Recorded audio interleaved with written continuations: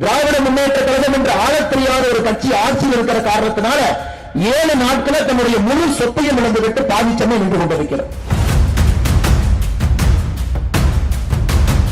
இன்னைக்கு நான் உங்களை பார்த்து கேட்கிறேன், இந்த தோப்பனார் சொன்னாரா பதவியிலிருந்து ரிசைன் பண்ணிட்டு வெளியே வாங்க அப்படின்னு? நீங்கள் அமைச்சராக இருந்த பொழுது பிஎஸ்என்எல் டெலிபோன் லைன் கனெக்ஷனை உங்களுடைய சன் டிவிகளுடைய வளர்ச்சிக்காக பயன்படுத்தணும். இந்த தோப்பனார் சொன்னாரா பிஎஸ்என்எல் லைன் கனெக்ஷன் எடுத்து சன் டிவி கொடுங்க அப்படின்னு? ஒரு இடத்திலும் கூட திராவிட முன்னேற்ற கழகம் ஆளும் கட்சியாக இருக்கக்கூடிய திமுக நமக்கு போட்டிருக்கக்கூடிய தடைகளை எல்லாம் உடைத்து இங்கே வந்து கொண்டிருக்கின்றோம். திராவிட முன்னேற்ற கழகத்தை நம்பி வெறும் 42% பணிகள் கூட நடக்காத ஒரு ஊரில், மிக முக்கியமான ஊரில் இருந்து அவதிப்பட்டுக் கொண்டிருக்கின்றோம். மத்திய சென்னைக்கு வந்தீங்கன்னா தயாநிதி மாறன் எம்பி யாருங்க? முரசொலிமாறன் ஐயாவுடைய மகன், கலைஞருடைய குடும்பத்தை சார்ந்தவர். வடசென்னைக்கு போனீங்கன்னா ஆற்காட்டு வீராசாமி அவருடைய மகன் கலாநிதி வீராசாமி அவர்கள் எம்பி.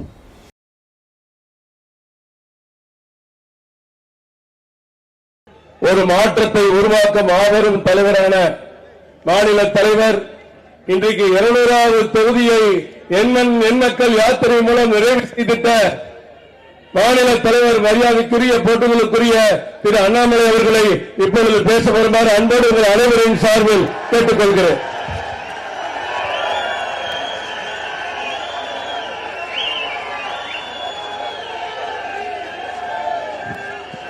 அன்பார்ந்த பெரியவர்களே, தாய்மார்களே, இந்த அற்புதமான சரித்திரம் மிகுந்த நம்முடைய எண்மண் எண்மக்கள் யாத்திரை அதனுடைய 200வது தொகுதியிலே நம்முடைய ஹார்பர் தொகுதியிலே நின்று கொண்டிருக்கின்றோம்.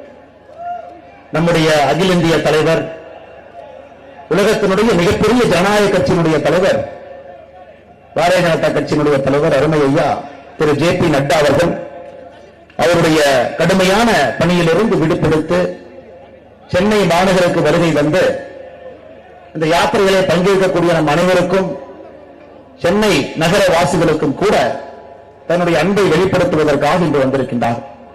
உங்கள் அனைவரின் சார்பாக நம்முடைய அகில இந்திய தலைவர் திரு JP நட்டா அவர்களை வருக என்ற நேரத்தில் வரவேற்பது என்னுடைய முதற்கண் கடமையாக இருக்கிறது சகோதர சகோதரிகளை. அதே நேரத்தில் நம்முடைய மத்திய இணையமைச்சர் முன்னாள் மாநில தலைவர் டாக்டர் எல் முருகன் அண்ணா அவர்களை இந்த நிகழ்ச்சிக்கு வருகின்ற வரவேற்று மேடையில் இருக்கக்கூடிய நம்முடைய மூத்த தலைவர்கள் அனைவரும் அமர்ந்திருக்கின்றார்கள். சட்டமன்ற குழு தலைவர் அண்ணன் நயினார் நாகேந்திரன் அவர்கள், நம்முடைய மூத்த தலைவர் அண்ணன் பொன் ராதாகிருஷ்ணன் அவர்கள், முன்னாள் மாநில தலைவர் அண்ணன் H ராஜா அவர்கள், முன்னாள் மாநில செயலாளர் அருமையக்கா வானதி சீனிவாசன் அவர்கள், MLA, தேசிய மகளிர் அணியினுடைய தலைவி, மேடையில் இருக்கக்கூடிய நம்முடைய அகில இந்திய பொறுப்பாளர் அண்ணன் அரவிந்த் மேனன் அவர்கள், அண்ணன் சுதாகர் ரெட்டி அவர்கள், நம்முடைய மதிப்பு மிகுந்த கூட்டணி கட்சியினுடைய தலைவர்கள் மேடையை அலங்கரித்துக் கொண்டிருக்கின்றார்கள். IJK கட்சியினுடைய தலைவர் அண்ணன் ரவி பச்சமுத்து அவர்கள், AC சண்முகம் அவர்கள் எப்பொழுதும் கூட நம்முடைய பாரத பிரதமருடைய கருத்தை வலுப்படுத்தக்கூடியவர்கள் மேடையின் மீது இருக்கின்றார்கள்.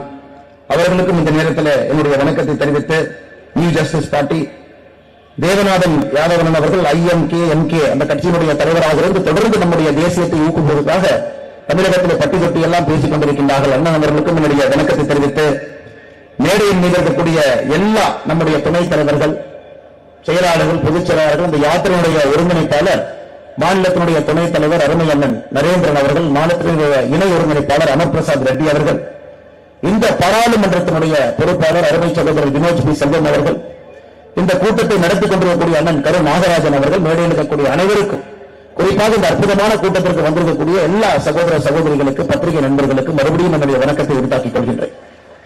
சகோதர சகோதரிகளே, நம்முடைய பாரத பிரதமருடைய கட்டளை என்னவென்றால், நம்முடைய நல்லாட்சி பட்டி தொட்டி எல்லாம் செல்ல வேண்டும், எல்லா மக்களையும் நாம் சந்தித்தாக வேண்டும். மக்களுடைய மனங்களிலே நம்முடைய நல்லாட்சி இருக்கிறது. அதே நேரத்தில் நம்முடைய பாரதிய ஜனதா கட்சி தன்னுடைய கடுமையான உழைப்பினால் தமிழகத்தினுடைய எல்லா பாகத்திற்கும் கூட நம்முடைய பாரத பிரதமருடைய கனவுகளை, ஆசைகளை, ஆட்சிகளை எடுத்து சென்றிருக்கின்றோம் சகோதர சகோதரிகள். அதற்கு கடந்த 6 மாத காலமாக நம்முடைய யாத்திரை எண்மண் எண்மக்கள் ஜூலை 28ஆம் தேதி ராமேஸ்வரத்தில் துவங்கி இன்னைக்கு 200வது தொகுதியாக ஹார்பர் தொகுதி என்று கொண்டிருக்கின்றோம். இந்த நீண்ட நெடிய பயணம் பல தலைவர்களுடைய கடுமையான உழைப்பினுடைய சாட்சி.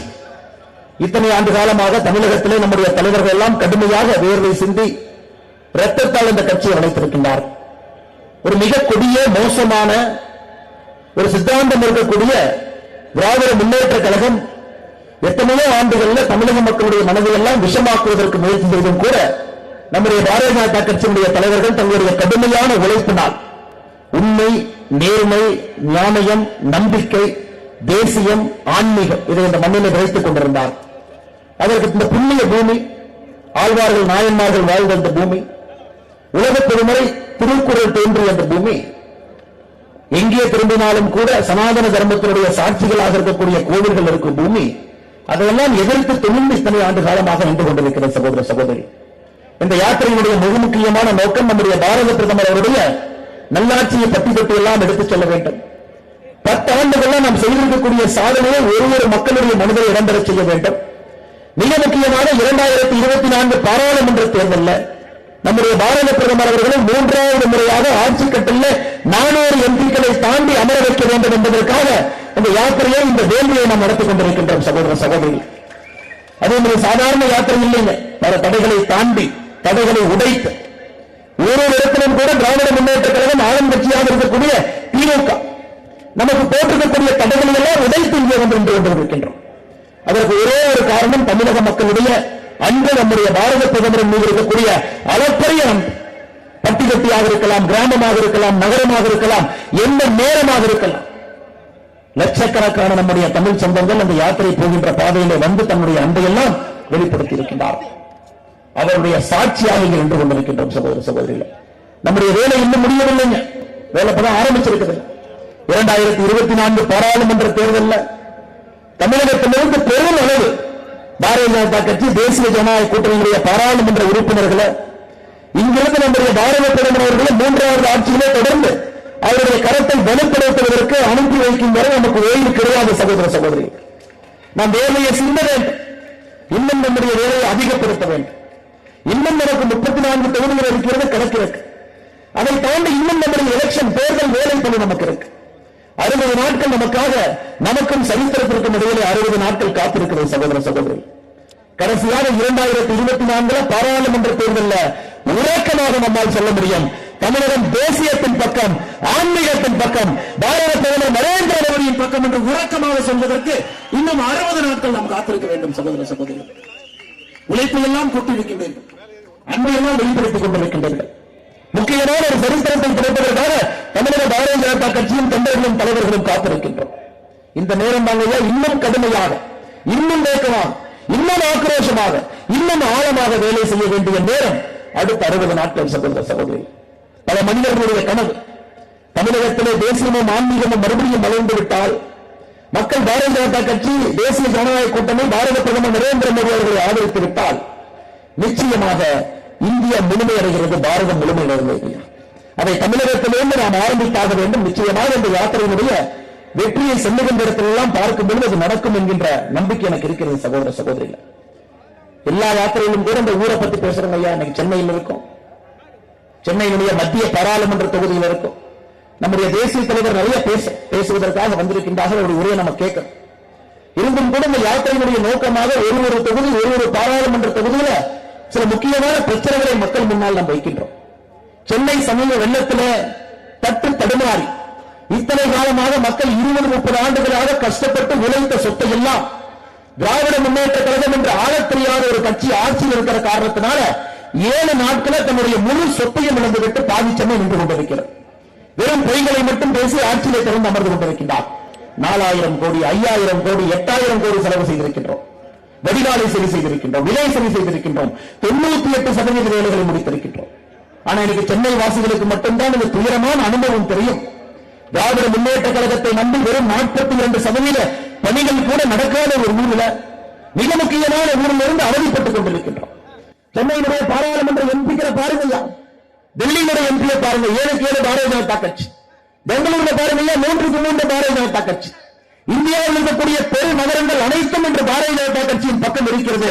அந்த நகரத்தினுடைய வளர்ச்சியை பார்த்துக் கொண்டிருக்கின்றோம். சென்னையில் இருக்கக்கூடிய 3 எம்பிகளை பாருங்க. தென் சென்னையினுடைய எம்பி தமிழக தங்கபாண்டியன் அக்கா, ஒரே சாதனை என்ன, இதற்கு முன்பிருந்த அமைச்சர் தங்கபாண்டியனுடைய மகள். இன்னொரு சாதனை என்ன, தமிழகத்தினுடைய நிதியமைச்சர் தங்கம் தென்னரசனுடைய தங்கை. குடும்ப ஆட்சியுடைய இலக்கணமாக தென் சென்னை எம்பி. மத்திய சென்னைக்கு பக்கம் வந்தீங்கன்னா தயாநிதி மாறன் எம்பி யாருங்க? மோசன மாறன் ஐயாவுடைய மகன், கலைஞருடைய குடும்பத்தை சார்ந்தவர். வடசென்னைக்கு போனீங்கன்னா ஆற்காட்டு வீராசாமி அவருடைய மகன் கலாநிதி வீராசாமி அவர்கள் எம்பி. இந்தியாவில் எங்கேயும் கூட ஒரு பெருநகரத்தினுடைய 3 எம்பிகளும் கூட ஒரு குடும்பத்தினுடைய மைந்தர்களாக இருந்து நம்ம பார்க்கலீங்க. சென்னை தத்தளித்துக் கொண்டிருக்கிறது. இவங்கெல்லாம் வெளியே இந்த வெள்ள காலத்தில் வந்து ஒரு பிரெட் பாக்கெட் வாங்கி கொடுக்கணும், எட்டி கூட பார்க்கல. அதுவும் குறிப்பாக இந்த தொகுதியுடைய எம்பி தயாநிதி மாறன் அவர்கள் ஒரு 10 பேருக்கு சாப்பாடு போட்டிருக்க மாட்டாங்க. ஆனா இவர்கள் மக்கள் பிரதிநிதிகளாக இருக்கின்றார்கள். அதனுடைய விளைவை சென்னை அனுபவித்துக் கொண்டிருக்கிற சகோதர சகோதரி. போன ஆண்டு சுத்தத்தின் அடிப்படையிலே ஸ்வச் பாரத்தில் 44வது இடத்தில் இருந்த சென்னை இன்னைக்கு தலை குனிந்து 199 இடத்தில் நின்று கொண்டிருக்கின்றோம். சுத்தமாக இல்லை, குப்பை குளங்கள் இருக்கிறது கிடையாது, தண்ணி சரியாக இல்லை, ரோடு சரியாக இல்லை, இங்க இருக்கக்கூடிய அடிப்படை பிரச்சனைகளுக்கு கூட ஒரு தீர்வு இல்லை. அதனால் சகோதர சகோதரிகளே, இந்தியாவுடைய பெருநகரங்கள் எல்லாம் பாரதிய ஜனதா கட்சியின் பக்கம் வந்தது போல இந்த முறை சென்னையினுடைய 3 பாராளுமன்ற உறுப்பினர்களும் பாரதிய ஜனதா கட்சி தேசிய ஜனநாயக கூட்டணியுடைய உறுப்பினர்களை கொண்டு வர வேண்டியது நம்முடைய கடமை, நம்முடைய கட்டாயம். நிச்சயமாக சென்னை அடிப்படையிலிருந்து மாற்ற வேண்டிய காலம் கிடையாது. எத்தனை நாளைக்கு சென்னையில் இருக்கக்கூடிய மக்கள் ஒரு ஆண்டும் மழை வரும் பொழுதும் வெள்ளம் போவதும் பயம் இருப்போம் ஐயா. அதையெல்லாம் மாற்ற வேண்டும் என்று நினைக்கின்றோம். ஆனால் தமிழக அரசு சென்னைக்குள்ள யாத்திரை விடுவதற்கு தயாராக இல்லை. பல தடைகளை உடைத்து இன்னைக்கு இங்கே ஹார்பர் தொகுதியில் இந்த பொதுக்கூட்டம் நடந்து கொண்டிருக்கிறது. 200வது மக்கள் எங்கிருந்தாலும் கூட அவர்களுக்கு தெரியும், பாரதிய ஜனதா கட்சி உங்களுக்காக உழைத்துக் கொண்டிருக்கிறது, ஒரு புதிய சென்னை கட்டமைத்துக் கொண்டிருக்கிறது. பாரத பிரதமர் நரேந்திர மோடியுடைய கனவின்படி ஒரு உலகத்தரம் வாய்ந்த சென்னையை பாரதிய ஜனதா கட்சி உருவாக்கி காட்டும் என்பது உங்களுக்கு தெரியும் சகோதர சகோதரி. நம்முடைய அகில இந்திய தலைவர் பேசுவதற்கு தயாராக இருக்கிறார். பாராளுமன்றத்தில் சமீபத்தில் தயாநிதி மாறன் அவர்கள் நம்முடைய நிதியமைச்சர் நிர்மலா சீதாராமன் அவர்களை பார்த்து ஒரு கேள்வி கேட்டான். நீங்க பார்த்திருப்பீங்க 2 நாட்களுக்கு முன்பு என்ன பேசினார். ஐயா நிர்மலா சீதாராமன் அவர்களை பார்த்து உங்க தோப்பனார் பணம் என்று சொன்னார். நீங்க கவனிச்சீங்களா? உங்க தோப்பனார் பணம் என்று சொன்னார். நிர்மலா சீதாராமன் அவர்கள் கண்ணியமிக்க ஒரு அற்புதமான ஒரு மனிதர். அவங்க திரும்ப பேச போறது கிடையாது. ஆனால் நிர்மலா சீதாராமன் அவர்கள் பாராளுமன்றத்தில் வச்சு உங்க தோப்பனார் பணமான இந்த தொகுதியுடைய எம்பி தயாநிதி மாறன் கேட்டிருக்கும் பொழுது அவர்களுக்கு பாரதிய ஜனதா கட்சியின் சார்பாக நான் பதில் சொல்லவில்லை என்றால் ஒரு பெரும் தவறு செய்கின்றனர். இன்னைக்கு அண்ணன் தயாநிதி மாறன் அவரை பார்த்து கேட்கிறார், அண்ணா இன்னைக்கு நீங்க அரசியல் இருக்க ஒரே ஒரு காரணம் சன் ஆஃப் முரசொலி மாறன் என்கின்ற ஒரே ஒரு ஐடென்டி மட்டும்தான். அதை தவிர வேறு எதுவும் உங்களுக்கு அரசியல் இலக்கணம் கிடையாது. 2011 அமைச்சரவையிலிருந்து நீங்க வெளியே வந்த பொழுது சொந்த காரணத்திற்காக வெளியே வரேன்னு சொன்னீங்க. ஆனா தமிழகத்தில் இருக்கக்கூடிய எல்லா மக்களுக்கும் தெரியும், நீங்கள் ஊழல் செய்து 2011 கேபினட்டிலிருந்து திறக்கப்பட்டவர்கள் என்பது இந்த தொகுதி மக்களுக்கும் தெரியும், பகுதி மக்களுக்கும் தெரியும். இன்னைக்கு நான் உங்களை பார்த்து கேட்கிறேன், உங்க தோப்பனார் சொன்னாரா பதவியிலிருந்து ரிசைன் பண்ணிட்டு வெளியே வாங்க அப்படின்னு? நீங்கள் அமைச்சராக இருந்த பொழுது பிஎஸ்என்எல் டெலிபோன் லைன் கனெக்ஷனை உங்களுடைய சன் டிவிகளுடைய வளர்ச்சிக்காக பயன்படுத்தவில்லை. உங்க தோப்பனார் சொன்னாரா பிஎஸ்என்எல் லைன் கனெக்ஷன் எடுத்து சன் டிவி கொடுங்க அப்படின்னு? சீஃப் செக்ரட்டரி தலைமைச் செயலரை பார்த்துவிட்டு நாங்கள் என்ன தாழ்த்தப்பட்டவர்களாம் சொன்னீங்க. உங்க தோப்பனார் சொன்னாரா தாழ்த்தப்பட்டவர்கள் என்கின்ற வார்த்தையை பயன்படுத்தும் தோப்பனார் சொன்னார்கள். எங்களுக்கும் அதே மொழியிலே பதில் பேச தெரியும். ஆனால் சேவை இல்லாம ஒரே ஒரு குடும்பத்தில் பிறந்த ஒரு சர்டிபிகேட்டை மட்டும் வச்சுக்கிட்டு சென்னை நகரனுடைய எம்பிக்களாக இருந்து இந்த சென்னை நகரை பாழ்படுத்திக் கொண்டிருக்கின்றார்கள் சகோதர சகோதரி. ஆனால் உங்களிடம் ஒரே வர வேண்டும், இந்த கடுமையான உழைப்பு நம்முடைய தலைவர், இந்த யாத்திரையுடைய சங்கல்பம், குறிப்பாக நம்முடைய சென்னை மாநகரில் 3 எம்பிக்களும் கூட நரேந்திர மோடி அவருடைய கனவை ஆதரிக்கக்கூடிய எம்பிக்கள் நமக்கு வர வேண்டும். அதன் மூலமாக புதிய ஒரு சென்னையை நாம் கட்டியமைக்க வேண்டிய கட்டாயம் நமக்கு இருக்கிறது சகோதர சகோதரர்களே.